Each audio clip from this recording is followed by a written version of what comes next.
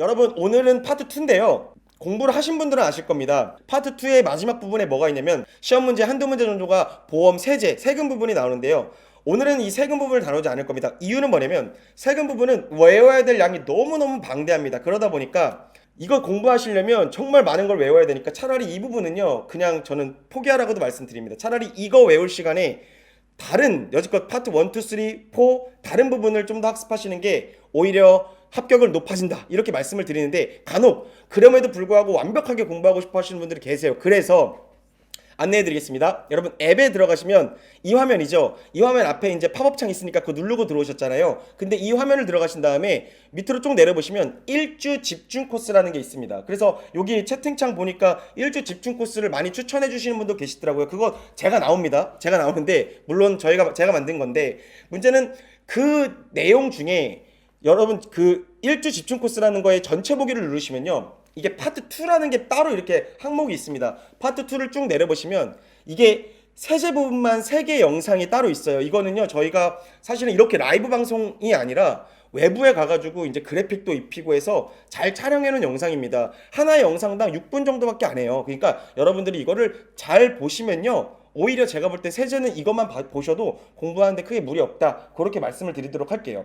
자, 그래서 오늘은 세제 부분 빠지니까요. 세제 부분을 공부하고 싶으신 분들은요. 이걸 참고하시면 좋고요. 세제 문제는 늘 40문제 중에 한 문제에서 두 문제 정도 출제합니다. 근데 양이 광범위하다 늘 말씀을 드리니까요. 참고해서 여러분들이 판단하시면 되는데 저는요. 차라리 다른 거 공부하시는 것도 효율적이다라고 말씀을 드리도록 할게요. 근데 정말 막 세금이 궁금하고 이렇거나 아니면 나 완벽주의자다 하시는 분들은 이 영상을 참고하시면 된다 말씀을 드리도록 하겠습니다.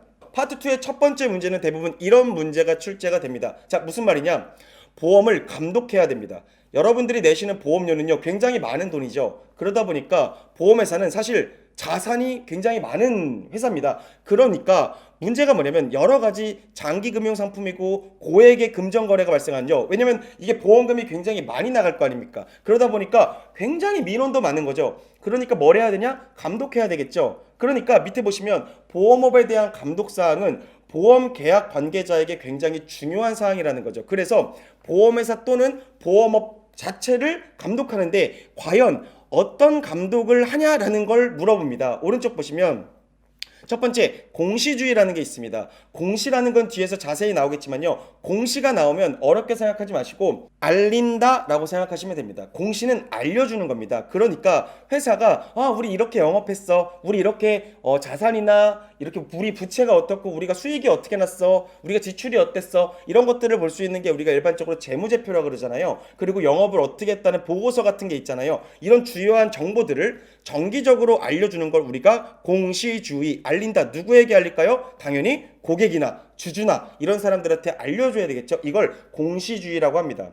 그리고 보시면 밑에 보시면 준거주의라는 게 있습니다. 준거주의는 뭘까요? 준거주의는 보험사업의 요건 충족 시 보험사업을 허가한다는 겁니다. 이게 무슨 말이냐면 준거, 뭔가 법을 지키라는 겁니다. 일정한 법률에 의거하여 너네들이 이런 요건을 충족하면 보험사업 할 수 있게 해줄게 라고 법을 잘 지켜라 라는 걸 준거주의라고 합니다. 그런데 가장 중요한 건 맨 아래에 있습니다. 실질적 감독주의를 꼭 기억하시기 바랍니다. 이건 뭐냐면 제가 보험회사를 차릴 거예요. 설립한 거죠.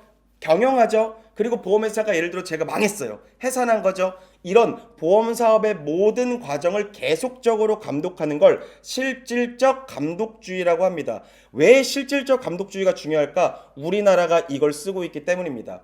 공시주의, 준거주의, 실질적 감독주의 기억하시고요. 그중 꼭 기억해야 되는 게 뭘까요? 실질적 감독주의가 시험에 많이 나오니까요. 그걸 꼭 기억하시면 아주 좋다 말씀을 드리도록 할게요.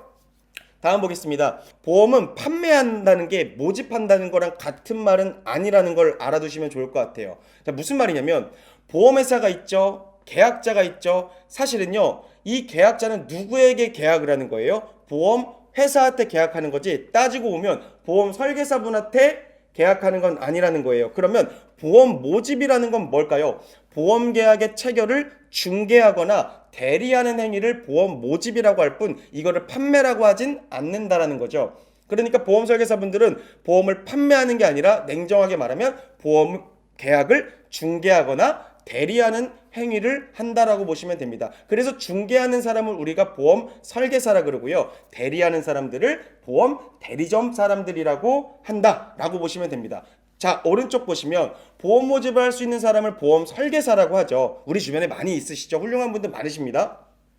그런데 이 보험 설계사가 되려면 우리 지난번에 간단하게 말씀드렸는데 재산보험 먼저 우리가 공부했죠. 재산보험 설계사로 등록하려면 우리 어디다가 등록해야 된다 그랬죠? 보험협회에다가 등록해야 된다 그랬죠. 그런데 이거를 원래 보험협회에서 하는 게 아니라 어디서 한다 그랬죠? 금융위원회가 해야 되는데 이거를 그냥 등록금을 누구한테 던져준 거죠? 생명보험협회에다가 혹은 손해보험협회에다 던져준 거죠. 보험협회에다가 등록해야 된다. 생명보험 설계사가 되려면 금융위원회로부터 등록금을 위탁받은 생명보험협회에 등록한다. 그러다 보니까 여러분들이 지금 생명보험협회 시험을 준비하시는 겁니다. 이게. 그러니까 그 부분을 보시면 좋을 것 같아요.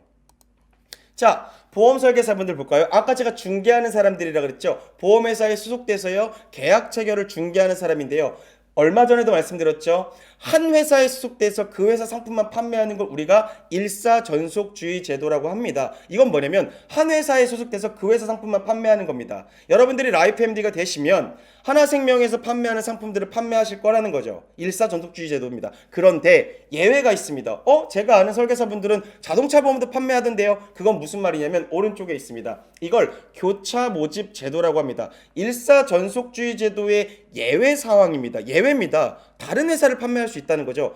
단 한 곳의 손해보험회사만 선택하는 겁니다. 여러분들은 하나 손해보험을 선택할 가능성이 굉장히 당연히 높겠죠. 그러다 보니까 단 한 곳의 손해보험회사만 선택하여 그 손해보험회사 상품만 판매할 수 있게 만든 제도를 교차 모집 제도. 그래서 생명보험 한 곳, 손해보험 한 곳을 판매할 수 있다. 그러나 원칙은 한 회사에 소속돼서 그 회사 상품을 판매하는 일사전속주의 제도를 따른다. 그거의 예외 조항이 뭐냐면 교차 모집 제도다. 이거를 기억하시면 아주 좋을 것 같습니다.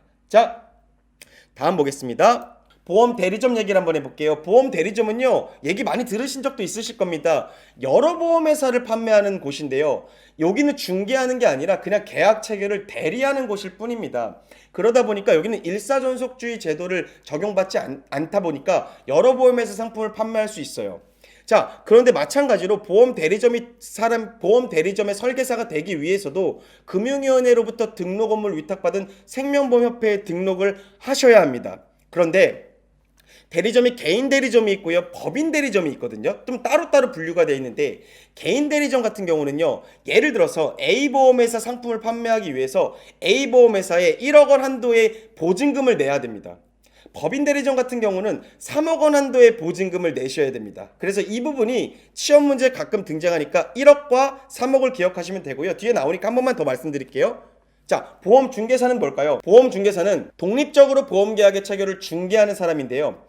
얘가 굉장히 특이합니다. 아까 우리 보험 대리점이나 보험 설계사분들은 어디다가 등록한다 그랬어요? 금융위원회로부터 등록금을 위탁받은 보험협회, 생명보험협회에 등록한다 그랬죠? 근데 얘는 특이합니다. 보험 중개사는 어디다가 등록하냐면 금융감독원에 등록을 시청해야 됩니다. 그래서 여지껏 다 금융위원회가 나왔는데 금융감독원이 나왔네요. 금융감독원은 여러분 제가 늘 말씀드리지만 세 가지만 기억하세요.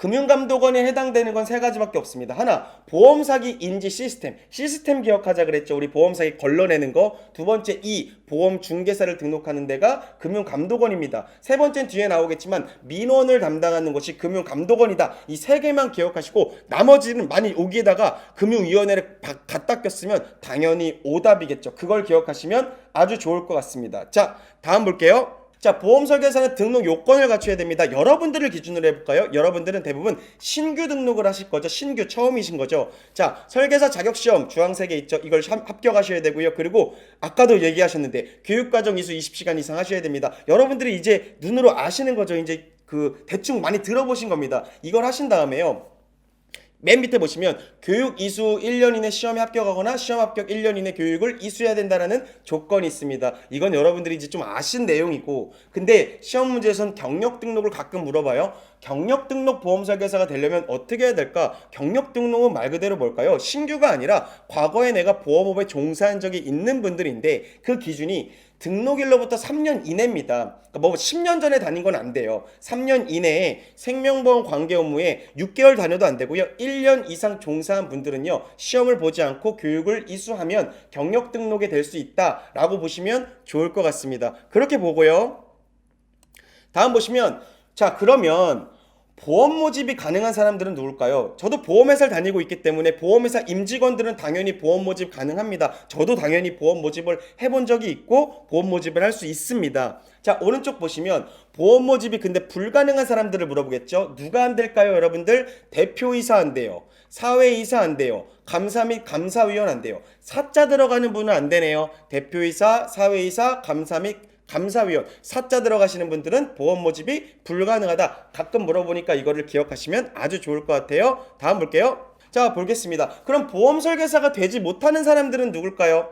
피성년 후견인, 피한정 후견인. 우리 과거에는 이걸 금치산자, 한정치산자라 그랬습니다. 이거 쉽게 얘기해서 뭐냐면 우리가 의사 결정이나 의사 판단을 좀 원활하게 하지 못하는 분들을 그냥 피성년 후견인, 피한정 후견인이라 생각하시면 될 것 같습니다. 그렇게 보시면 되고 파산 선고를 받은 다음에 복권되지 않은 사람. 그럼 예를 들어서 파산 선고한 다음에 복권된 사람은 가능할까 안 될까? 가능하지 않을까요? 당연히 가능하겠죠. 이걸 이런 식으로도 물어보니까요. 파산 선고한 다음에 복권되지 않은 사람은 안 된다. 복권된 사람은 된다. 라고 보시면 되고요.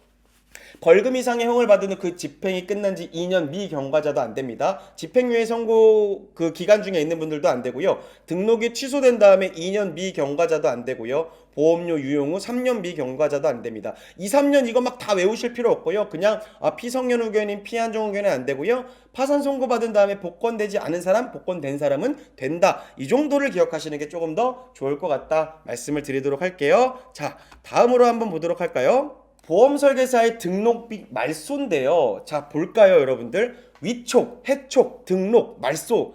야, 어렵습니다. 제가 한번 설명을 드릴게요.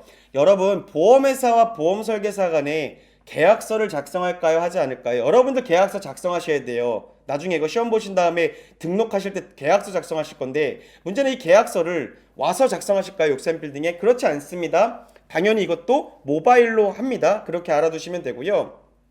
그런데 위촉은 뭔지 아세요? 위촉은 뭐냐면 쉽게 얘기해서 계약서 쓰는 걸 위촉이라고 생각하시면 되고요. 그럼 해촉은 뭘까요? 계약서를 파기하는 걸 해촉이라고 합니다.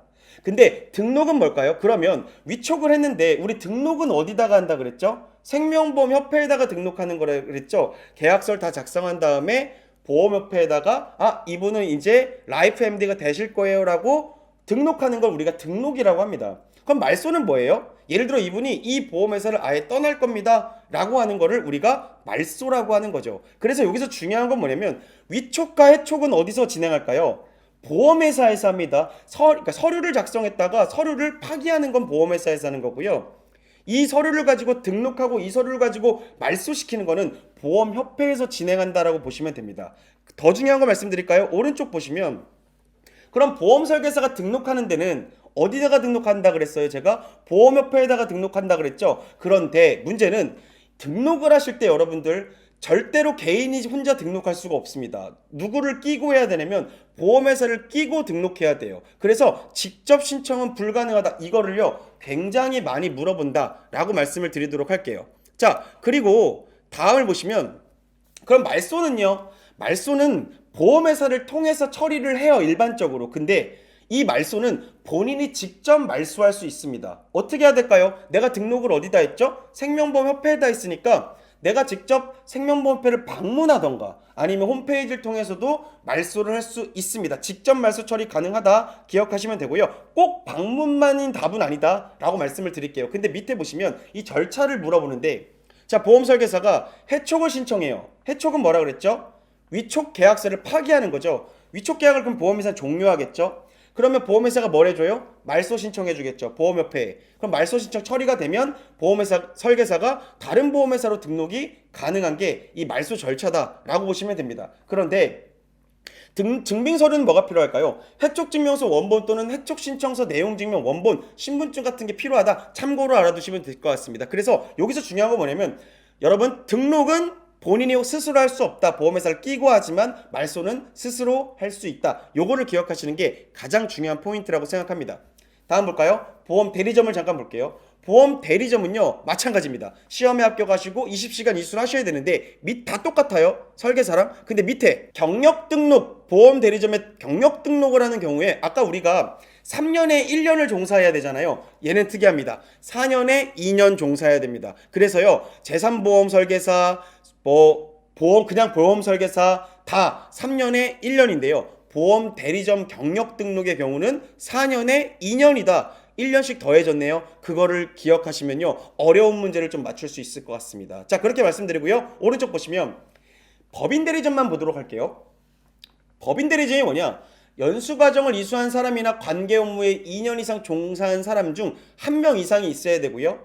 일사전속주의에 해당되지 않습니다. 그러나 이 대리점 같은 경우는요, 직접 상품을 개발하고 판매하는 것이 불가능하고 중개하는 것도 아니라 그냥 계약을 일반적으로 대리해주는 역할을 한다. 그 정도만 알아두시면 좋을 것 같다 말씀을 드리도록 할게요. 영업보증금, 아까 잠깐 말씀드렸죠. 영업보증금을 내야 된다고. 대리점은요 많은 회사들과의 계약을 통해 보험 모집을 대리하다 보니까 그 회사 A라는 회사의 상품을 판매하려면 그 회사에다가 돈을 내야 됩니다. 자, 개인보험 대리점의 경우 1억을 내야 되고요. 법인보험 대리점의 경우 3억을 예치시켜야 됩니다. 그래서 영업보증금을 예탁하지 않으면요 영업을 할 수 없습니다. 그 회사 상품을 판매할 수 없다라고 보시면 되고요. 자, 그럼 밑에 보시면 금융기관 보험 대리점은 예탁 의무가 면제되어 있다는데 그건 금융기관 보험 대리점에서 쓸 거예요.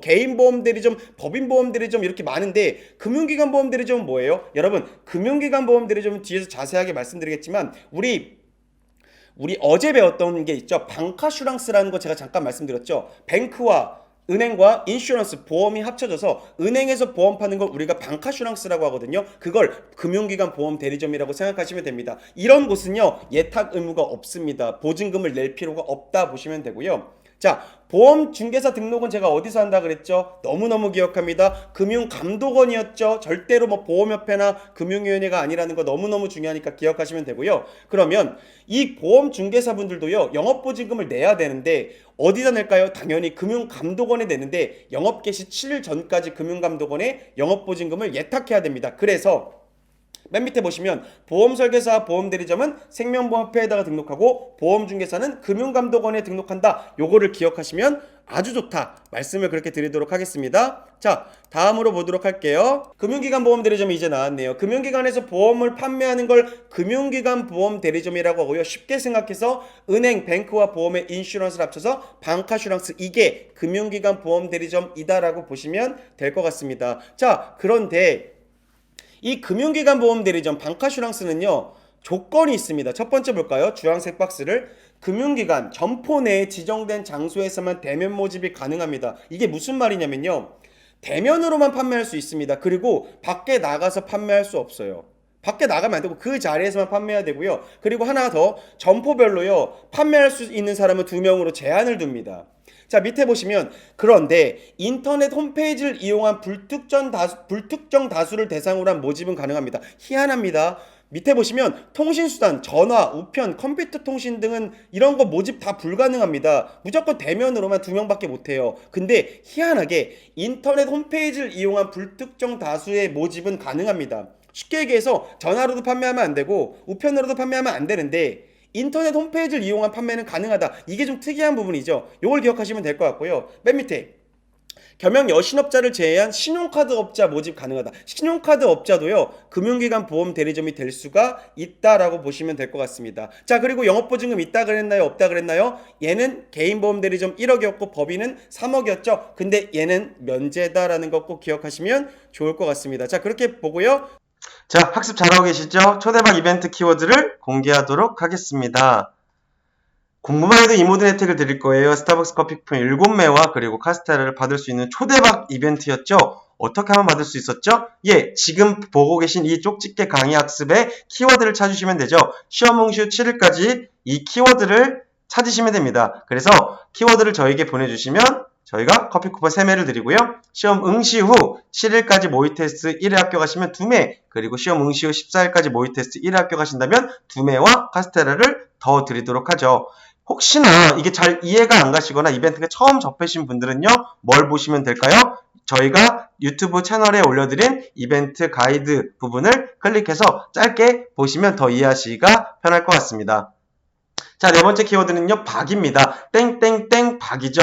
여러분들, 이름과 여러분들 성함과 그리고 이 키워드 내자가요, 다 만들어졌으면 저희에게 02789-8143으로 보내주시면요, 스타벅스 커피 쿠폰 3장을 여러분들께 모두 드리도록 하겠습니다. 대박의 팁이니까 절대적으로 참여해야겠죠? 자, 남은 시간도 집중하셔서 같이 학습을 시작하도록 하겠습니다.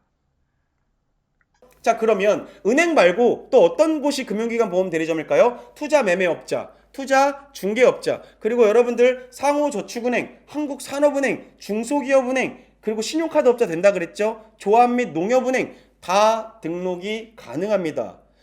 그러니까 쉽게 말해서 금융기관에서 보험을 많이 취급하거나 판매할 수 있다라고 보시면 아주 좋을 것 같습니다. 은행뿐만이 아니라 많은 곳들에서 판매한다, 이렇게 기억하시면 좋을 것 같다 말씀을 드리고요. 자, 그런데 금융기관 보험대리점은 그냥 쉽게 생각해 볼까요? 은행이었죠. 은행에서 이건 금지합니다. 이렇게 팔면 보험을 판매하면 안 된다는 거죠. 대출 등을 조건으로요, 보험계약 체결하세요 라고 얘기하면 안 됩니다. 들어본 적도 있으신 분들도 계실 겁니다. 이걸 전문 용어로 비속어로 꺾기라고 표현하죠. 꺾기. 그러니까 예를 들어 뭐냐면, 야, 대출을 해드릴게요. 그 대신 보험 계약하세요. 이게 꺾기거든요. 이런 것들 당연히 안 된다라고 보시면 되고요. 물론 시험 문제에서 꺾기를 물어보진 않습니다. 2번 보시면 모집할 수 없는 직원 당연히 안 된다 그랬죠. 2명밖에 제한이 없었고요. 그리고 점포 외 장소 나가면 안 됩니다. 자, 3번 다른 금융거래로 취득한 개인정보를 동의 없이 모집에 이용 불가능하다. 은행에서 다른 고객님들의 정보가 많을 거 아닙니까? 이걸 가지고 모집을 하려고 막 뭐 안내 문자 날리고 이러면 안 된다라는 겁니다. 이건 금지 행위에 속한다라고 보시면 될 것 같습니다. 자, 다음 볼게요. 또 금지하는 게 하나가 있죠, 여러분들. 이게 뭐냐면 보험을 모집할 때 여러분들 금지하는 행위들이 몇 개 있는데 볼게요. 이건 좀 어렵지 않습니다. 여러분들 잘 생각해 보시면요, 너무 당연한 얘기들인데, 첫 번째 볼까요? 사실과 다르게 알리거나 중요 사항을 알리지 않는 게 당연히 안 되겠죠. 그리고 두 번째, 이거 잘 보세요. 다른 보험 상품과의 비교 안 됩니다. 많이들 하셔. 실제로는 많이 하지만 원래 원칙상으로는 다른 보험 상품과의 비교 행위는 금지됩니다. 그리고 세 번째 보시면 기존 보험 계약을 소멸시키고 새로운 보험을 권유하는 행위도 안 됩니다. 이걸 승환 계약이라고 하는데요. 뒤에서 정말 자세하게 다룰 거니까요. 승환 계약은 나쁜 계약이다. 일단 그 정도만 알아두고 넘어갈게요. 네 번째, 피보험자의 자필 서명을 받지 않고 서명을 대신한다. 대리 서명하는 거죠. 절대 안 되는 거죠. 보험 설계사의 3대 의무 중에 하나 뭐였습니까? 자필 서명을 무조건 받아야 되는 거죠. 다섯 번째, 다른 모집 종사자의 명의를 이용하여 보험 계약을 모집하는 행위? 안 되겠죠. 제가 예를 들어서 제가 보험 설계사인데요. 제가 어떤 고객님에게 그 계약을 하려고 그러는데 다른 사람을 통해서 하면 됩니까? 안 되죠. 제가 직접 해야 되죠. 이런 것도 엄연히 금지한다. 이걸 전문 용어로 경유계약이라고 합니다. 안 됩니다. 이것도. 자, 그렇게 보시면 되고요.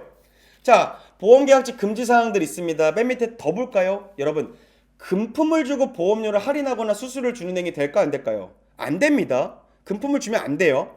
그리고 밑에 보시면 더 많은 보험금을 지급한다고 약속하거나 보험료를 대납하는 행위 당연히 안 되죠. 그리고 대출금에 이자가 있다면 이자를 대신 내는 행위도 당연히 안 됩니다. 그런데 문제는 뭐냐면 오른쪽 보시면 고객에게 그래도 감사의 선물을 줄 수 있는 기준은 있습니다. 자, 이게 뭐냐면 시험 문제에서는 연간 보험료의 10%와 3만 원 중에 적은 금액을 초과해서는 안 됩니다. 기준이 있는데 어렵죠. 그러니까 예를 들어 볼까요? 제가 월 5만 원짜리 계약을 계약했어요. 그럼 이게 1년의 보험료가 얼마일까요? 5만 원에 12달 치니까 60만 원이겠죠. 그럼 60만 원에 몇 프로입니까, 여러분들? 연간 보험료의 10%죠. 그럼 6만 원이겠죠. 6만 원과 3만 원 중에 적은 금액을 초과해선 안 되니까 전 얼마짜리밖에 선물을 받을 수 없습니까? 예를 들어 3만 원인 거죠. 그렇게 보시면 됩니다. 그래서 시험 문제에서 가끔 이런 것들 출제하니까요, 꼭 기억하세요. 연간 보험료의 10%와 3만 원 중 적은 금액을 초과하면 안 된다. 쉽게 얘기해서 3만 원 못 넘기네요. 그러면 쉽게 얘기해서 3만 원보다 더 보험료가 너무 작으면 그 더 떨어질 수도 있는 거고요. 그렇게 알아두시면 좋을 것 같다 말씀을 드리고요. 다음 볼게요.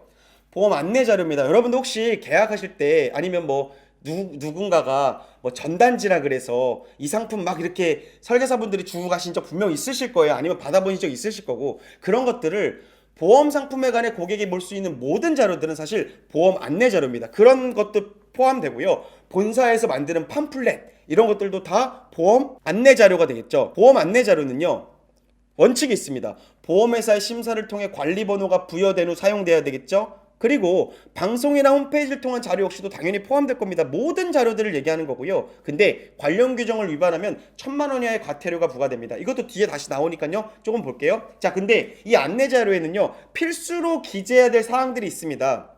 첫 번째, 보험금 지급 제한 조건. 고객님, 이러이러한 경우는 보험금이 지급되지 않습니다. 당연히 적어야겠죠. 왜? 이런 걸 적지 않으면 무조건 보험금이 나오는 거라고 오해할 수 있으니까 적어야 됩니다. 그리고 하나 더요.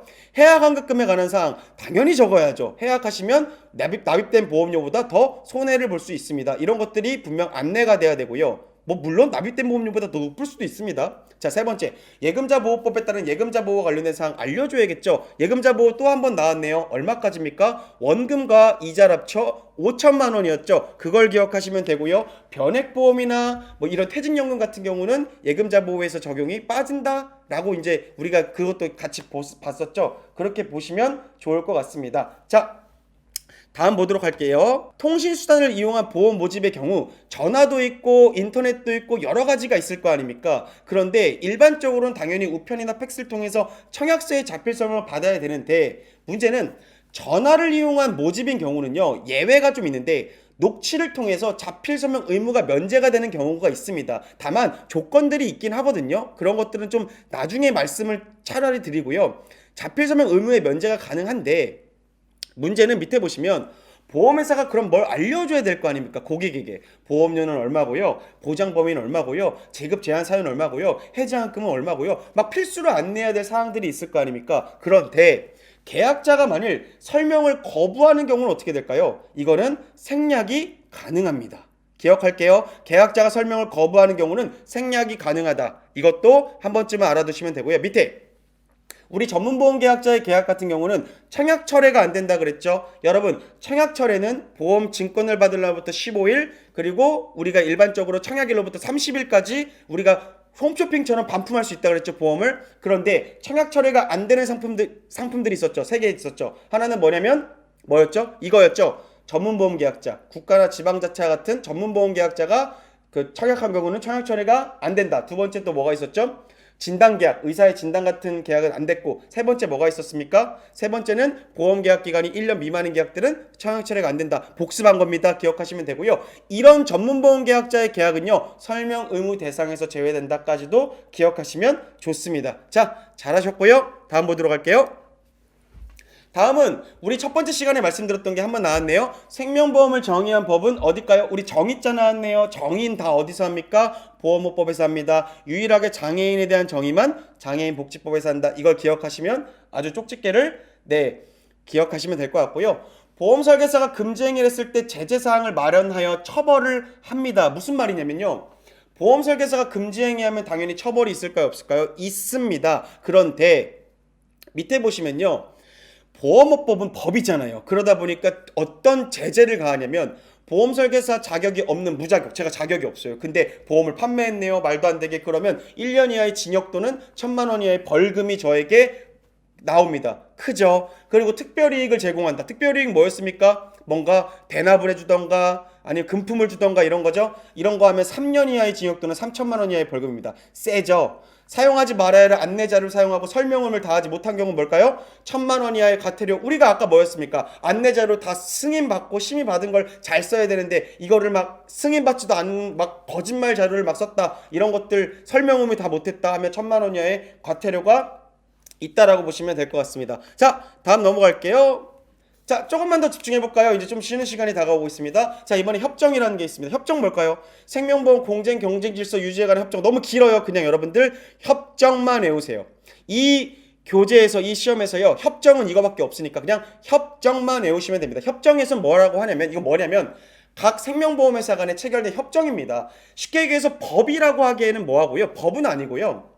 그냥 협의를 한 겁니다. 협의, 보험회사 간에. 그래서 근데 보험회사 간에 협의했다 그래서 어딘가는 허락을 맡아야 되는데 이건 금융위원회의 인가를 받아 시행합니다. 여러분 금융감독원 아니죠? 금융감독원은 세 가지만 기억하면 됩니다. 나머지는 다 금융위원회일 가능성이 높습니다. 금융위원회 인가를 받아 시행하는데요. 문제는 협정의 적용 범위입니다. 이 협정은 누구에게 적용을 받냐면 보험회사 임직원이나 보험회사 그리고 보험설계사에게 적용이 됩니다. 그러다 보니까 협정에서 빠져있는 분들이 계시죠. 그건 보험 대리점, 보험 중개사분들은 제외된다. 협정에서 제외되고요. 이분들은 그냥 바로 보험업법에 적용을 받는다라고 보시면 됩니다. 보험법과 협정은 다릅니다. 보험법은 법이고요. 협정은 그냥 규율, 규칙 정도로 보시면 될 것 같습니다. 자, 그러면 협정에서는 위반하면요 제재를 가하는데요. 뭘 제재를 가하는지를 볼게요. 위에 건 좀 그냥 참고로만 보시면 되고요. 밑에 초록색 부분을 보시면 좋을 것 같습니다. 자, 첫 번째, 무자격자가 모집을 한 경우 협정에서도 제재금을 가합니다. 아까 우리 법에서는 보험업법에서는 1년 이하의 징역 또는 무자격인 제가 자격이 없는 상태에서 판매하면 1년 이하의 징역 또는 1,000만 원 이하의 벌금이었잖아요. 근데 무자격자가 모집을 한 경우 100만 원 이하의 제재금입니다. 100만 제재금과 벌금의 차이는 뭡니까? 여러분, 벌금은 빨간 줄 가고요. 제재금은 협정이니까 그냥 그런 빨간 줄 안 간다. 이렇게 그냥 편하게 생각하시면 될 것 같습니다. 혹시 헷갈리신다면요. 근데 그런 것까지 디테일하게 물어보진 않습니다. 금액을 기억하시면 되고요. 두 번째, 특별이익을 제공하면 어떻게 될까요? 얘도 3천만 원 이하의 제재금을 부과합니다. 그래서 쉽게 얘기해서 뭐냐면 특별이익 제공하지 말라는 겁니다. 세 번째 볼까요? 차명으로 하여 임의의 계약을 만들어낸 경우, 쉽게 말씀드릴까요? 가라 계약을 한 거죠. 가라로. 쉽게 얘기해서 건별로 납입한 보험료인 기납입 보험료를 건별로 낸 보험료인 기납입 보험료를 제재금으로 부과합니다. 크죠? 셉니다. 네 번째, 실제 모집 설계사와 청약소송 설계사가 다른 경유계약, 아까 제가 그랬죠? 저 말고 다른 사람이 저의 계약을 대신해 준 거죠. 이런 경유계약 같은 경우는 200만 원 이하의 제재금, 허위 사실을 유포한 경우는 100만 원 이하의 제재금이 부과된다라고 보시면 좋을 것 같습니다. 참고로 이렇게 쭉 알아두시면 될 것 같습니다. 협정과 늘 기억하세요. 여러분, 보험업법은 다릅니다. 이게 늘 헷갈립니다. 공부하시다 보면. 그래서 두 개를 별개로 놓고 보셔야 된다 말씀을 드리고요. 드디어 나왔네요. 승환계약을 굉장히 많이 물어봅니다. 승환계약은 좋은 계약일까요? 나쁜 계약일까요? 여러분, 나쁜 계약입니다. 왜냐? 기존 보험을 부당하게 소멸시키고 새로운 계약으로 청약하는 걸 우리가 승환계약이라고 하거든요. 자, 예를 들어 볼게요. 제가 A라는 보험회사를 다니고 있었습니다. 그래갖고 제가 옮겼어요. 어디로 옮겼냐면 B라는 보험회사로 옮겼습니다. 사실은요, 그런 문제가 되는 건 누구냐면 제 계약자들입니다. 왜냐? 제가 그럼 B라는 회사 간 다음에 아마 그럴걸요? A라는 회사에 있는 계약들을 막 갖고 가고 싶을 겁니다. 해약하고 갖고 가고 막 그러겠죠? 그러면 이게 누구의 피해냐면 계약자들이 다 피해를 보게 됩니다. 그걸 승환계약이라 하는데 기준을 말씀드릴게요. 제가 B라는 회사로 간 뒤에 6개월 안에요.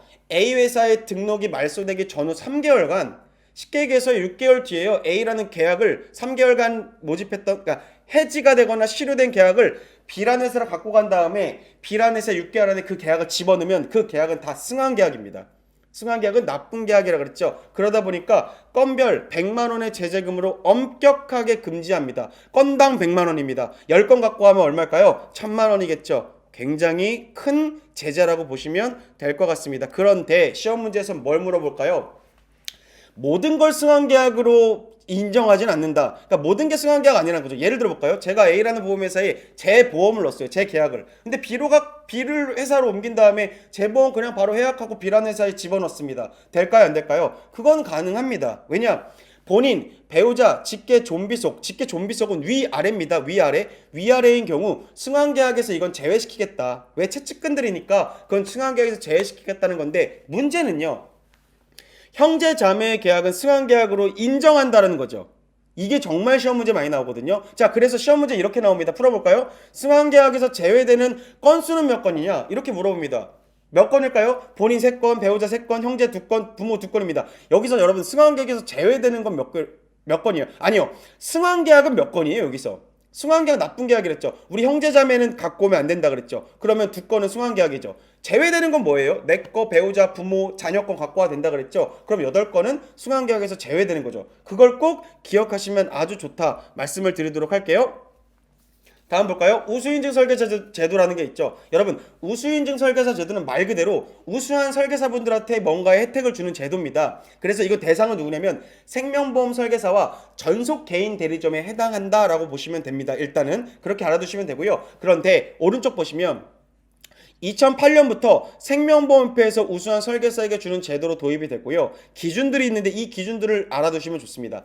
동일 회사에 3년 이상 재직해 하셔야 되고요. 밑에 보시면 월납 초회보험료가 월 평균 80만 원 이상, 초회보험료는 뭐냐면 고객으로부터 내가 갖고 오는 보험료라고 생각하시면 되는데 그게 월 평균 80만 원 이상 또는 연소득이 전속설계사 평균 이상인 경우는요 해당이 된다라고 보시면 될 것 같습니다. 그리고 밑에 보시면 13회차의 유지율이 90% 이상이다. 여러분 1회차를 한 달이라고 생각하시면 됩니다. 그럼 13회차는 몇 년일까요? 1년 된 거죠. 제가 예를 들어 100건을 계약하면요 1년 동안에 90건 이상이 살아있어야 되는 거고요. 25회차 이상은 80%니까 2년 동안에는요 100건 중에 80% 이상이 살아있어야 된다라는 거죠. 자, 밑에 또 보시면요. 직전 1년 동안에 품질보증해지, 민원해지, 무효가 한 건도 없어야 된다. 여러분, 품질보증해지와 민원해지와 무효는요. 잘못된 영업 방식으로 일어나는 일들이거든요. 쉽게 얘기해서 민원과 비슷한 것들이거든요. 그러다 보니까 이거 한 건도 없어야 됩니다. 별로 없을 것 같죠? 상당히 많은 분들이 그래도 우수인증 설계사에 해당되시는 분들이 계십니다. 자, 그래서 이분들은요, 특별 마크 같은 게 있거든요. 그건 나중에 여러분들이 알아두실 거고요. 밑에 보시면 인증기간은 몇 년이냐면 1년을 줍니다. 평생 아닙니다. 해당 연도 6월 1일부터 다음해 5월 30일까지. 이걸 많이 물어봅니다. 언제부터 언제까지요? 해당 연도 6월 1일부터 다음해 5월 31일까지다 라고 보시면 됩니다. 여러분, 예금자보호법 있죠? 예금자보호법이 있는데 예금자보호법 아까 잠깐 말씀드렸네요. 예금자보호법 뭐냐면 금융회사가 파산 등을 대비해서 예금자 재산을 보호하는 제도입니다. 자, 쉽게 얘기해 볼까요? 자, 다음 넘어가 볼게요. 자, 이건 뭐냐면요. 쉽게 말씀드릴게요. 지급 사유가 뭐 인허가, 취소, 해산, 파산, 예금의 지급 정지 이렇게 있는데요. 그래 기본적으로 생각해 볼게요, 여러분. 보험 사고가 나서 예금의 지급 정지가 됐습니다. 회사에 뭔가 문제가 생긴 거죠. 그리고 인허가가 취소, 해산, 파산, 회사가 망한 겁니다. 쉽게 얘기해서. 자, 이런 사고들이 날 경우에는요. 예금자들, 우리 계약 고객들이 보호를 받아야 되잖아요. 그 보호를 어떻게 받냐면 예금자 1인당 최고 5천만 원까지 보호를 받는데 원금과 이자를 합쳐서입니다. 자, 이게 뭐냐면 채권의 합계액의 채무 합계액이라고 하는데 이게 무슨 말이냐면 제가 갚아야 될 대출이 있다면 그거는 빼고 보장받을 수 있다. 라고 보시면 될 것 같습니다. 자, 밑에 보면 예금자보호법 보호가 대상이 되는 건 뭘까요? 개인보험, 변액보험의 특약, 최저보증금. 우리 그래서 변액보험 할 때 구구절절하게 제가 말씀드렸죠. 변액보험의 특약과 최저보증금은요 변액이 아닌 거예요. 약간 그렇게 말씀드렸죠. 그러니까 얘는 예금자보호가 돼요. 그리고 확정기여형 DC, 개인형 퇴직연금 이런 퇴직연금도 예금자보호가 당연히 됩니다. 그런데 옆에 보시면 보호에서 제외되는 게 있네요. 뭐가 있을까요?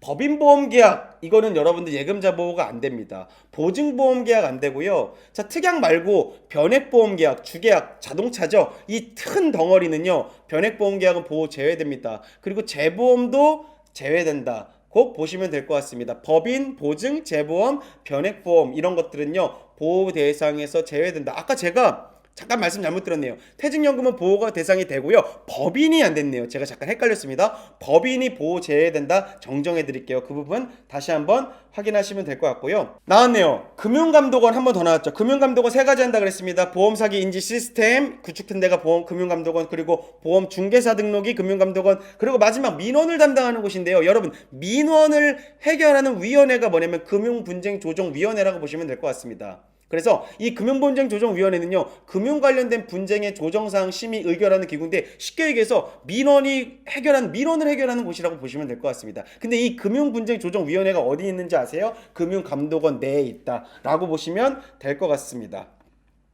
자, 다음 볼게요. 자, 조정 절차를 볼게요. 자, 예를 들어 볼까요? 제가 회사에 민원을 걸었어요. 그러면 조정 신청이 들어가겠죠? 당사자 간에 합의를 공고합니다. 야, 웬만하면 합의해라. 어떻게 보험회사랑 저랑 그만 싸워라 이제 얘기를 합니다. 근데 만일 30일 이내에 합의가 이루어지지 않은 경우 합의가 안 됐어요. 그러면 뭐가 된다? 분쟁조정위원회가 열린다, 회부된다 라고 보시면 되고요. 그런데 이게 60일 이내에 무조건 심의를 해주거든요. 그래서 조정안을 작성해 줍니다. 야, 이거 누구 잘못이야? 이렇게 하고 이렇게 해 라고 결론을 내주는 거죠. 30일까지 합의를 공고했는데 안 되면 분쟁조정위원회가 열리고 그리고 60일 안에 조정안을 작성해서 줍니다. 그럼 조정안을 수락했다라고 하면 이건 재판상 화해와 동일한 효력을 갖는다. 그런데 분쟁조정위원회에 회부되지 않는 경우들이 있거든요. 뭘까요? 법원에 제소되거나 소를 제기한 경우는 회부되지 않는다. 그냥 그거 참고해 두시면 좋을 것 같다. 말씀을 드릴게요. 다음 볼게요. 다른 소비자 보호제도는 뭐가 있을까요? 고객 상담 창구 있겠죠? 금융감독원, 여러분 콜센터 많이 들어보셨죠? 뭐 1588-6363 이거는 저희 하나생명의 콜센터 번호고요. 저희 같은 경우는 지원센터가 따로 있죠. 라이프앤드 지원센터 여러분들 위한. 자, 고객 상담 창구가 있습니다. 금융감독원, 생명보험협회, 보험회사 각각 다 운영하고 있습니다. 상담 창구 있고요. 밑에 보험가입제도, 내 보험 찾아줌. 이건 뭘까요? 생명보험협회에서 뭘 운영하고 있냐면요. 내 보험이 뭘 가입했는지 모르는 분들도 계시거든요. 도대체 증권을 다 잃어버려가지고. 그러면 생명보험협회에서 조회를 할 수 있습니다. 단 우체국이나 새마을금고 공제는 조회가 불가능한 거 그냥 참고로 알아두시면 좋습니다. 밑에 소비자 포털 사이트가 있는데 이게 이번에 트렌드 있게 등장한 문제 중에 하나네요. 이건 뭐냐면요. 보험회사별로 민원 건수나 불안전 판매 비율 등의 정보를 제공해 주는 거예요. 이 회사가 민원이 많고요, 적고요. 불안전 판매가 많고 적고 알려주는 걸 소비자 포털 사이트라고 합니다. 참고로 알아두시면 좋을 것 같습니다. 자, 다음 볼게요. 다음 보시면 자, 보험금 대리 청구인 지정 제도라는 게 있는데요. 어렵네요. 용어가 뭔가 근데 어렵지 않습니다. 보험금을 대리로 청구하는 거예요. 누군가가. 무슨 말이냐? 자, 예를 들어 볼게요. 제가 치매보험을 가입했습니다. 근데 여러분 수익자가 또 저예요. 예를 들어서 계약자, 피보험자, 수익자 저예요. 모두 저예요. 근데 이게 문제가 생기는 게 제가 치매가 걸려서 의사 판단이 잘 안 되는 거예요. 그럴 경우에 본인 스스로 보험금 청구가 어려운 상황이 될 수가 있겠죠. 그런 경우는요. 보험금 청구 대리인을 미리 지정해 놓는 거예요. 그래서 이 보험금을 대리로 누군가가 청구할 수 있게 만들어 놓은 제도를 보험금 대리 청구인 지정 제도인데 이 계약은 조건이 있습니다. 계약 아까 말씀드렸다시피 계약자, 피보험자, 수익자가 같아야 됩니다. 이런 경우는 나중에 문제가 생기면 안 되니까 바꿀 수가 있는 거죠. 그걸 기억하시면 좋을 것 같습니다. 그냥 참고로 알아두셔도 좋을 것 같아요. 이 부분은. 여러분 생명보험 광고 보신 적 있으세요? 기억나는 보험 광고가 있으신가요? 저는 딱 기억나는 보험 광고 여러분들 뭐 이병헌 광고도 기억나네요. 요즘에 이병헌이 하나생명 광고 했었고요. 그리고 또 무슨 광고 기억나네요? 요즘 라디오에서 유지태가 라이프 MD 광고하는 거 들은 적 있으세요, 여러분들? 라이프 MD 목소리 좋죠. 이제 목소리 좋게 라디오 광고도 하고요. 이런 모든 것들이 사실 광고 심의를 받아야 됩니다. 간행물, 보험회사 제작하는 물, 인쇄물, 광고 매체, 온라인 매체, 뭐 간행물 이런 것 다 광고 심의를 받아야 되는데 문제는요. 여기서 잘 보시면 본사 이외에 지점 영업소. 그럼 무슨 말이냐면 이 광고 심의를 다 할 수는 없잖아요. 예를 들어서 제가 지점에 있는데 지점에서 만드는 설계사가 만든 자료까지도 광고 심의를 다 할 수 있을까요? 없어요. 그러다 보니까 본사 외에 지점 영업소 대리점 설계사분들은요. 이런 심의 대상에서 제외된다라고 보시면 될 것 같습니다. 그렇게 보시면 되고요. 자, 다음 보시면 그럼 절차는 어떻게 될까요? 여러분 상품 광고 한번 제가 해볼게요. 상품 광고를 하는데 당연히 이거는 광고를 하기 전에 심의를 받아야 될까요? 하고 나서 심의를 받아야 될까요? 당연히 광고를 틀기 전에 심의를 받아야 되겠죠. 그래서 준법감시인 확인을 해야 되고 생명보험협회 심의를 받아야 되고 광고심의위원회 심의를 받아야 됩니다. 복잡하네요. 그런데 중요한 건 밑에 있습니다. 홈쇼핑의 경우 어떻게 할까요? 여러분 홈쇼핑에서 보험 판매 많이 하잖아요. 근데 홈쇼핑은요. 사전에 심의를 다 받기가 어렵죠. 왜? 라이브로 진행하니까요. 대부분. 그러다 보니까 사전 심의도 받지만 사후 심의도 받습니다. 그게 무슨 말이냐면 홈쇼핑 녹화한 다음에 나중에 보는 거예요. 그리고 상시 모니터링. 홈쇼핑을 계속 지켜보는 겁니다. 이 세 가지가 홈쇼핑은 다 이루어집니다. 그리고 만일 이런 것 못 지켜볼까요?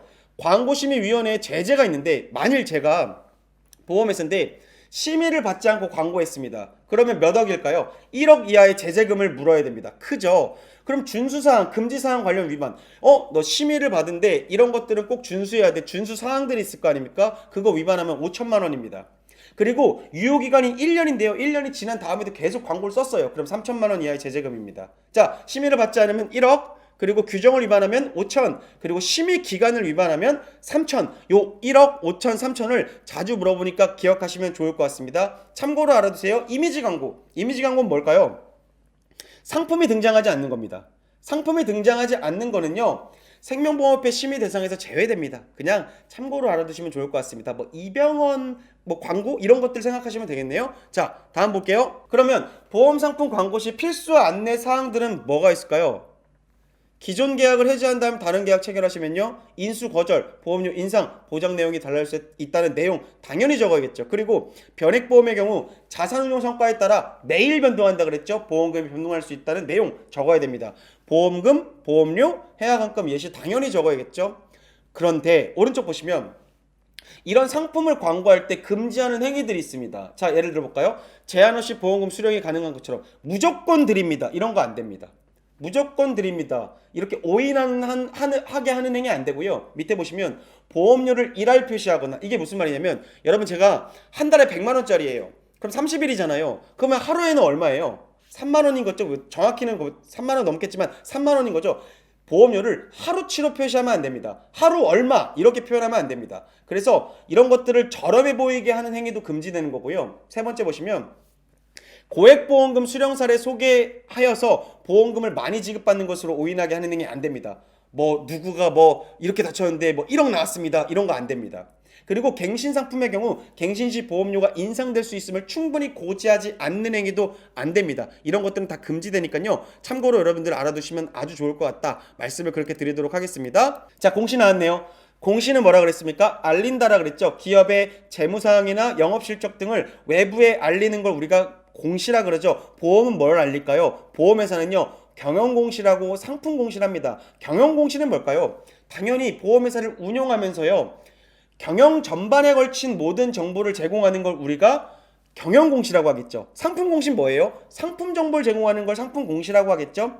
생명보험협회에서는요, 경영공시, 비교공시, 기타공시가 있는데요. 여기서 생명보험협회는 비교공시를 봐볼까요? 협회는 보험회사를 아우르는 곳이잖아요. 그러다 보니까 생명보험 상품을 모아놓고 비교하는 공시를 합니다. 보험 담호하죠, 그게. 자, 맨 밑에 보시면 금융감독원은 뭐 할까요? 아까 민원 담당한다 그랬죠. 그래서 회사별 재무 현황이나 금융사고에 관한 현황들을 공시해줍니다. 민원이 어디가 많고요, 이런 거 공시를 금융감독원에서 해주겠네요. 그렇게 보시면 좋을 것 같습니다. 자, 좀 더 디테일하게 알아보도록 하겠습니다. 볼까요? 자, 보험회사 경영공시, 경영에 일어나는 공시겠죠? 근데 그게 두 가지가 있습니다. 정기적으로 일어나는 공시가 있고 수시적으로 일어나는 공시가 있습니다. 정기적인 건 말 그대로 기간이 정해져 있겠네요. 그걸 뭐라 그러죠? 결산, 우리가 뭐 1년을 결산한다 그러잖아요. 결산 공시가 있겠네요. 결산 공시는 뭐냐? 경영실적, 재무상황, 경영지표, 재무제표, 우리 뭐 1년에 일어나는 모두 회계장부 보시면 되겠네요. 이런 것들을요, 고객에게 알려줘야 되겠죠. 근데 결산을 하고 나서부터 3개월 안에 몇 년 동안이요? 3년간 공시해야 됩니다. 어렵죠? 여러분, 3개월 안에 3년간 공시한다. 33을 꼭 기억하시면 되겠습니다. 결산 공시는 삼삼하게 이루어진다. 이렇게 기억하시면 돼요. 결산 공시는 삼삼하게 이루어진다. 그런데 이건 1년이잖아요. 밑에 분기별 임시 결산 공시, 분기마다 하는 임시로 결산하는 공시는요, 분기 결산일로부터, 이제 분기는 3개월이죠. 이 분기 결산일로부터 2개월 안에 다음 분기 임시 결산 공시 전까지를 우리가 공시해 줘야 됩니다. 자, 그런데 이건 뭐냐면요, 3개월이 아니라 2개월이라는 걸 기억하시면 시험 문제 맞추시는데 아주 좋겠죠. 자, 다음 보도록 하겠습니다. 자, 수시공시를 볼까요? 수시공시는 뭐예요? 공시사유 발생 즉시 공시해야 되는 거예요. 무슨 문제가 있겠죠. 밑에 볼까요? 적기 시정조치, 거액의 손실, 중대한 변경, 중대한 영향, 이게 다 무슨 말입니까? 중요하고 신속하게 일어나고 거액의 손실, 언제 일어날지 모르는 것들이죠. 이런 것들은요, 발생 즉시 공시해야 됩니다. 그 대신 언제 동안 공시해야 되냐면 3년간 공시하는 건 결산 공시와 동일합니다. 결산 공시는 삼삼하게 이루어졌죠. 3개월 안에 3년이었지만 수시는 급하게 이루어지겠죠. 그러다 보니까 발생 즉시 3년이다. 이거를 기억하시면 아주 좋을 것 같다 말씀을 드리도록 하고 넘어가도록 하겠습니다. 다음은 상품 공시를 볼게요. 자, 상품 공시는 말 그대로 여러분들이나 자기가 가입한 상품에 대한 것들을 알려주는 거겠죠. 상품 공시는 소비자의 정확한 상품을 이해를 돕고 적합한 보험 상품을 선택하기 위해 상품의 모든 내용들을 담은 건데요. 자, 안내 자료가 나가겠죠. 여러분들이 우리가 일반적으로 받는 안내 자료 다 탑재시켜내고 공시해야 되는 거죠. 상품 설명서, 상품 요약서, 변액보험 운용 설명서, 보험 계약 관리 내용 다 적어놔야 됩니다. 알려줘야 되는 거죠.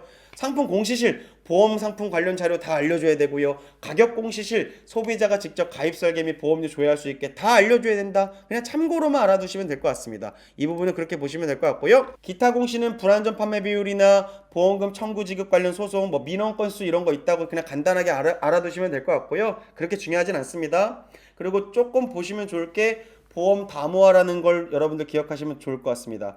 이건 뭐냐면 생명보험협회와 손해보험협회 공동으로 상품들을 모아놓은 거라 생각하시면 됩니다. 그러다 보니까 비교 공시 대상 상품들이 있는데 온라인 전용 보험이나 아니면 단독 실손보험, 자동차 보험 이런 것들 다 모아놨습니다. 그래서 쉽게 얘기해서 어느 자동차 보험이 가장 저렴할까라고 봤을 때 보험 담보화를 이용하셔도 굉장히 알기 편하게 되어 있다라고 이런 것들을 운영한다라고 보시면 좋을 것 같습니다. 자, 다음 보도록 할게요. 민원 볼까요? 보험회사의 민원, 보험 민원은 뭘까요? 보험회사에 대해 이의 신청, 진정, 건의, 질의 및 기타 특정한 행위를 요하는 의사표시가 민원입니다. 쉽게 얘기해 볼까요? 싸우는 거죠. 아주 쉽게 얘기하면요.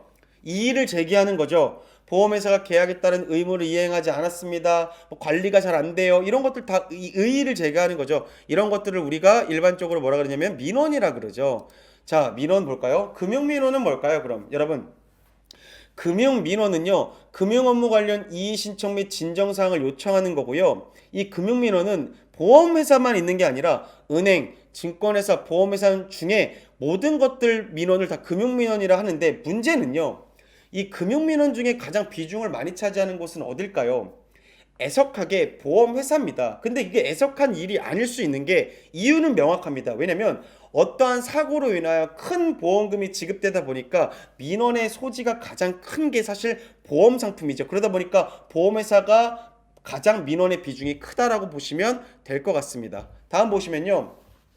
이런 보험 민원의 특징이 있는데요. 보험은 아까 말씀드렸죠. 어느 정도의 민원을 내포할 수밖에 없는 속성이 있습니다. 우연한 사고로 인한 사행계약성이잖아요. 그러다 보니까 내가 낸 돈보다 보험금을 더 많이 받아가는 경우가 훨씬 더 많습니다.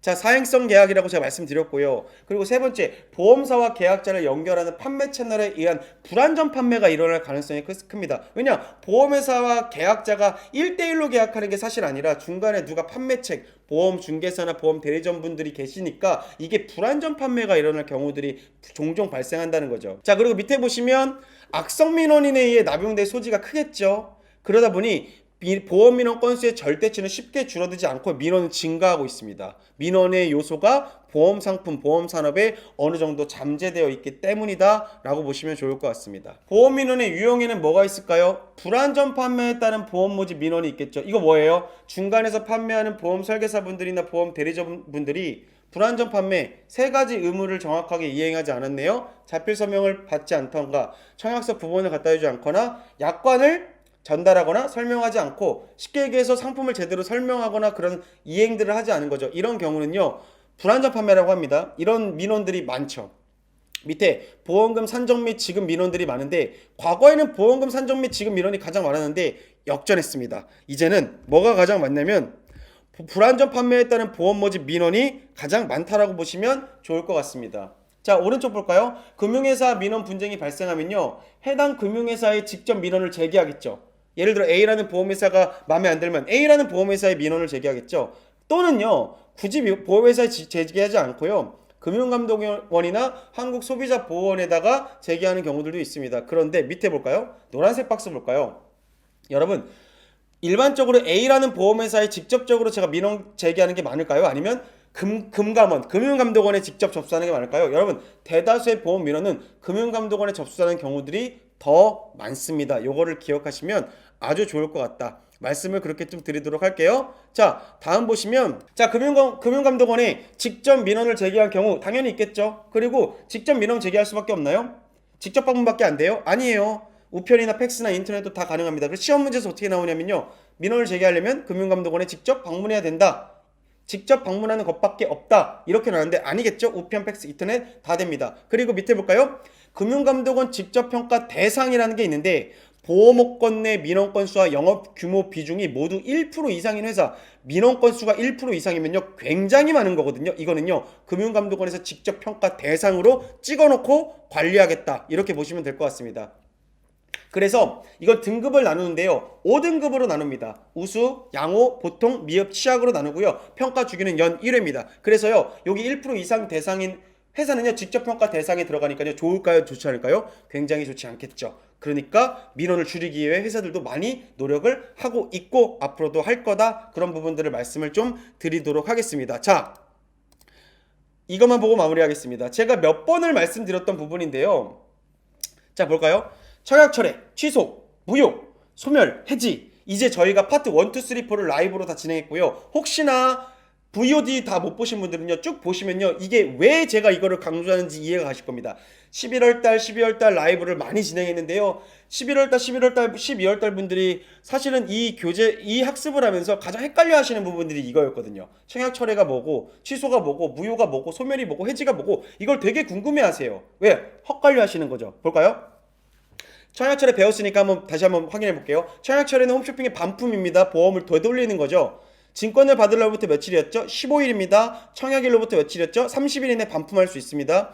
안 되는 게 있죠? 진단계약, 전문보험자의 계약, 그리고 보험 기간이 1년 미만인 건 청약철회가 불가능하죠. 반품이 안 돼요. 그런데 문제는 보험료를 돌려줘야 되겠죠. 3일 이전에 반환을 돌려줘야 됩니다. 보험료를. 근데 늦어지면 누구 책임인 거예요? 보험회사 책임입니다. 보험회사 책임인 경우는 보험회사가 잘못한 경우는 보험계약대출 이율. 보험계약대출 이율 뭐예요? 약대율 생각하시면 됩니다. 높은 고이율입니다. 이런 것들 이자를 더 지급하고 이제 반품이 끝난 거죠. 이게 청약철회입니다. 취소는 뭐예요? 취소는 말 그대로 보험계약을 취소시키는 건데 이 취소는 누가 시킬까요? 고객이 시키는 겁니다. 자, 보험약관을 교부하거나 설명 의무 위반, 청약서 부분 전달, 우리가 3대 기본 지키기라고 하죠. 설계사분들의. 이걸 못한 경우는요, 고객은요 3개월 안에 계약을 취소할 수 있습니다. 그럼 회사는 미안할까요? 안 미안할까요? 미안하겠죠. 그럼 이미 나입한 보험료와 고이율 주겠네요. 고이자를. 보험계약 대출료 연단위 복리로 이자를 줍니다. 회사의 잘못이니까요. 그것까지 보시면 되고요. 밑에 무효는 뭐예요? 그럼 무효는 말 그대로요, 애매모호한 상황입니다. 사실. 자, 볼게요. 말 그대로요. 계약 전부터요. 사실은 이 계약은 이루어지지 않아야 되는 게 무효라고 생각하시는 편이에요. 자, 이건 계약이 성립한 날로부터 효력이 없어집니다. 바로 이미 나입한 보험료, 기납입 보험료, 낸 돈을 돌려주는데 1번 타인의 사망을 보험금 지급 사유로 하는 경우, 피보험자의 서면 동의를 받지 않은 경우. 이거 사실 잘못된 거거든요. 무슨 말이냐? 계약자가 제 와이프예요. 와이프가 제가 사망하면 종신보험이죠. 사망보험금이 나오는 2억짜리 상품 가입했습니다. 근데 제 사인이 안 들어갔네요. 제가 이 상품을 가입을 한지 안 한지 모르겠어요. 그럼 어떻게 됩니까 이거? 당연히 이거 무효 처리되는 거죠. 두 번째, 만 15세 미만자 나왔네요. 만 15세 미만자 나오면 늘 기억하세요. 어린이 보험을 생각하세요. 15세 미만자는 절대로 사망보험금 부과할 수 없다 그랬고, 심심상실자, 심심박약자, 피보험자로 하는 사망보험금 안 된다 그랬습니다. 내면 안 돼요. 이건 안 돼요. 이유는 뭘까요? 정말 그러면 안 되겠지만 15세 미만 아이들이잖아요. 그리고 심신상실자, 심신박약자는 정신적으로 우리가 의사결정하기가 좀 불편하신 분들이잖아요. 이런 분들을 피보험자로 한 다음에 사망보험 가입해 놓은 다음에 누가 어떤 짓을 할지 어떻게 합니까? 그러다 보니까 이런 경우는 무효 처리됩니다. 다만 15세 미만자분들이, 어린이가 그러면 안 되겠지만 계약을 한 다음에 사망을 했어요. 그러면 뭔가를 줍니다. 사망을 한 경우. 그게 뭐였죠? 기납입보험료와 책임준비금 중에 더 큰 금액을 지급하고 계약은 소멸한다. 이걸 기억하시면 되고요. 세 번째, 피보험자 나이에 미달 또는 초과했을 때 이것도 무효다라는 거 보시면 될 것 같습니다. 소멸은 뭐예요? 소멸은 말 그대로 보장을 받아야 할 피보험자가 없어진 거예요. 사망한 겁니다. 그러면 피보험자 사망하면 계약은 당연히 없어져야 되는 거죠. 그런데 이런 경우는요, 사망보험금이 있는 경우 사망보험금이 지급되고요, 없는 경우는 책임준비금을 지급합니다. 기억하세요. 피보험자 없어진 거니까 책임준비금 지급하겠죠. 이런 것들 그런 거죠. 제가 안보험 가입했는데 교통사고로 사망하면 안보험에서 약관에 보장 없잖아요. 교통사고 사망은. 그런 경우 뭐 준다 그랬어요? 책임준비금 준다. 근데 이게 특이한 게 하나 있었죠. 아까 어린이보험 말씀드렸고 하나 더 있었죠. 교육보험 있었죠. 교육보험은 부모가 사망하게 되면 사실은 계약이 이제 끝난 거거든요. 근데 얘는 좀 특이했죠. 아이들을 위한 양육자금이나 교육자금을 지급하더라. 얘가 좀 특이한 아이였고요. 밑에 해지는 뭐예요? 고객이 계약을 해지하는 경우. 이것도 당연히 해지되겠죠? 근데 문제는 뭐냐면 옆에 고객이 계약 전 알릴 의무를 위반한 경우, 잘 안 쓴 거예요. 내 거짓말한 거예요. 쉽게 얘기해서 계약을 할 때. 그런 경우는요, 회사 잘못은 아니죠. 그러다 보니까 이건 해지한금을 지급합니다. 해지하는 거죠. 기납입 보험료보다 적을 수 있다. 이렇게 청약철회 취소, 무효, 소멸, 해지를 여러분들이 알아두시면 좋을 것 같다. 말씀을 그렇게 드리도록 하겠습니다.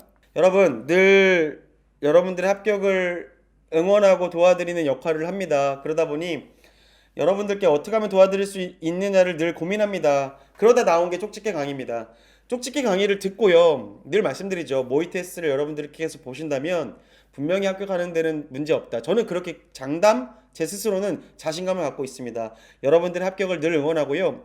늘 정말로 기도하고 있습니다. 그래서 추운 날씨니까 아무래도 여러분 가시기 힘드시잖아요. 꼭 기억할게요. 마스크 착용하시고요. 그리고 이왕이면 그때도 너무 춥다면 대중교통 꼭 이용하시고요. 그리고 또 하나 컴퓨터용 사인펜 그리고 신분증 너무 중요합니다. 제가 몇 번 나가보니까 신분증 못 갖고 오신 분 가끔 계시거든요. 신분증 꼭 챙겨주시고 마무리하도록 하겠습니다. 여러분들의 합격을 정말로 기원하고 응원하고요.